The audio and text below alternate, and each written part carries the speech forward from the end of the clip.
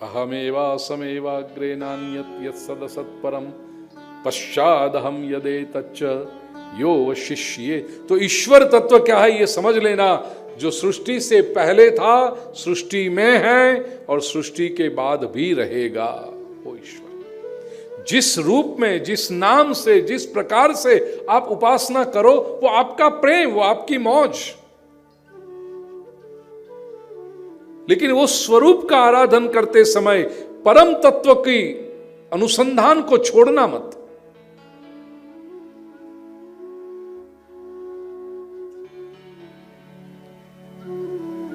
अच्छा, यदि परमात्मा हमेशा से है तो दिखाई क्यों नहीं पड़ते? प्रश्न होता है ना लोगों का।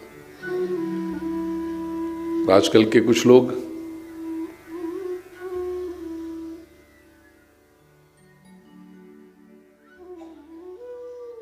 हम भगवान में नहीं मानते, ऐसा कुतर्क करते हैं।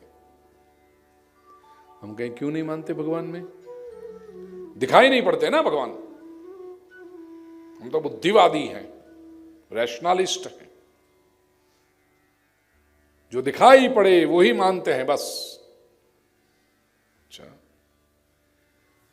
चतुश्लोकी भागवत के दूसरे श्लोक में बताया, ऋतेर्थम यत् प्रतीयेत न प्रतीयेत चात्मनि तद्विद्यादात्मनो माया यथा भासो यथा तमः।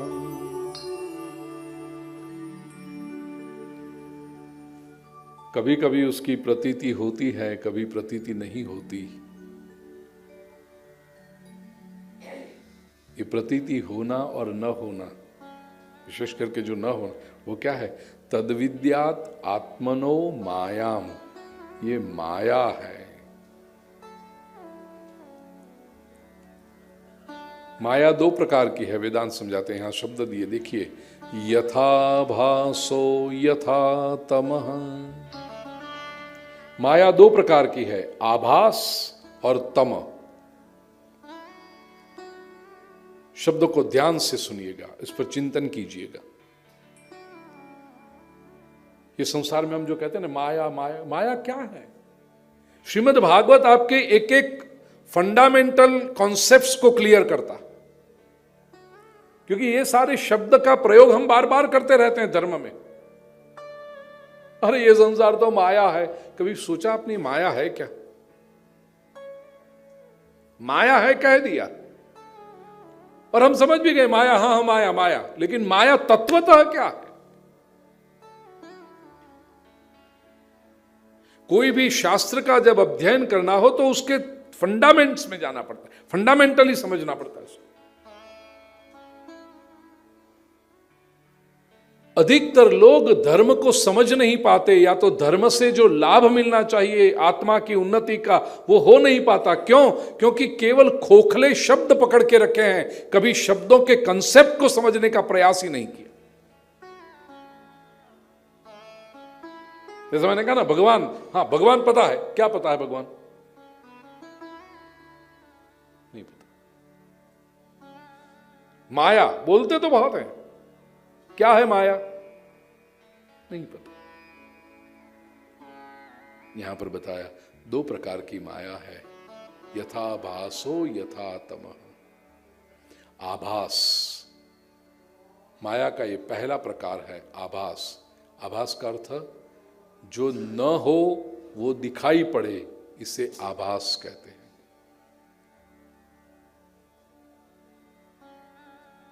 अब आज की कथा श्रवण करने के बाद घर पहुंचकर किसी मनहर लाल जी से फोन करो, मनहर लाल जी जय श्री राम, आज आप आए थे अजनेश्वर धाम कथा में, हमने आरती करते हुए आपको देखा, लेकिन भीड़ बहुत थी इसलिए आप तक पहुंच नहीं पाए। मनहर लाल जी कहते मैं नहीं था आज। नहीं थे? नहीं, मैं तो कल कृष्ण जन्म है ना, कल आने वाला हूं। अच्छा, ओह नहीं, हमने आपके जैसे ही दिखाई पड़े, हमने सोचा आप हो, मैं था नहीं। मनहर लाल कहेंगे मुझे आभास हुआ आपका। हम कहते हैं ना मनहर लाल थे नहीं, लेकिन आपको दिखाई पड़े, ये आभास है। माया का ये पहला प्रकार है। संसार है नहीं लेकिन दिखाई पड़ता है, ये माया का पहला। हम कहते हैं ना संसार माया है, इस अर्थ में है नहीं, दिखाई पड़ता है।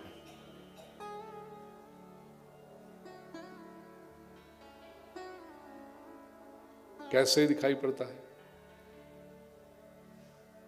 जिसको हम संसार कहते हैं ना, वस्तुतः वो परसेप्शन है।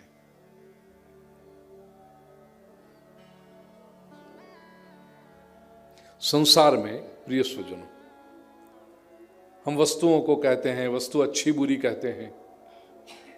कई बार मैंने कथा में प्रश्न पूछा, एक प्रश्न का उत्तर मुझे आप दीजिएगा प्लीज।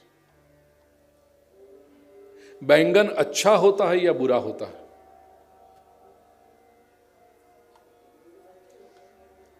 ठीक है, चलो और आसान कर दूं आपके लिए। जितने लोगों को बैंगन अच्छा लगता हो वो जरा हाथ ऊपर करें। कितने लोगों को बैंगन अच्छा लगता है? ठीक। और जितने लोगों को बैंगन अच्छा न लगता हो वो हाथ ऊपर करें। इससे बैंगन को क्या लेना देना?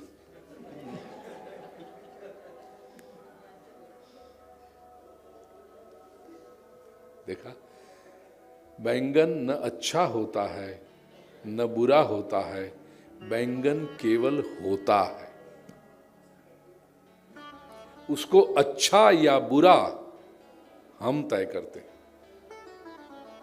जिसको स्वाद में बैंगन अच्छा लगेगा वो कहेंगे हाँ बैंगन अच्छा है, जिसको स्वाद में ठीक नहीं लगा वो कहेंगे बैंगन बुरा है। बैंगन को उससे कोई संबंध नहीं।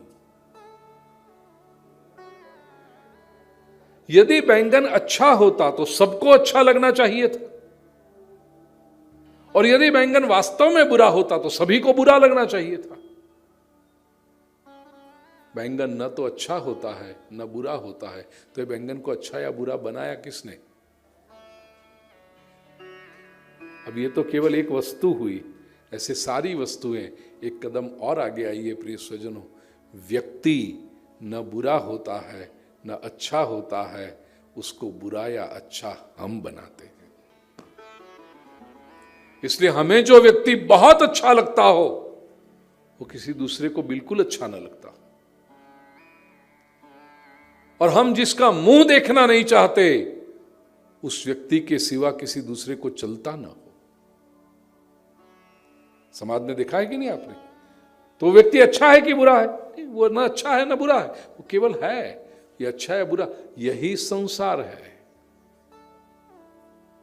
हमारा प्रोजेक्शन, आभास है। और इसकी और एक विचित्रता देखिए, अच्छा भी हमेशा के लिए अच्छा नहीं होता, बुरा भी हमेशा के लिए बुरा नहीं होता।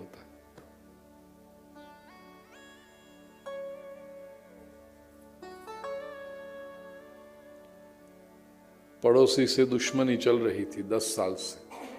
पूरी दुनिया में सबसे कहते थे इतना अच्छा मकान है, इतनी सुविधाएं हैं, एरिया भी बहुत अच्छा है, मकान लिया तब से उसके दाम भी बढ़ते जा रहे हैं, बहुत अच्छा है। एक तकलीफ है, क्या? पड़ोसी बुरा है। इतना बेकार आदमी मिला, पड़ोसी अच्छा नहीं। आप पड़ोसी की निंदा करते रहे। 10 साल के बाद आपकी बेटी ने एक बार घर में आकर के धड़ाम किया और कहा कि उसको तो पड़ोसी का बेटा ही अच्छा लगता है,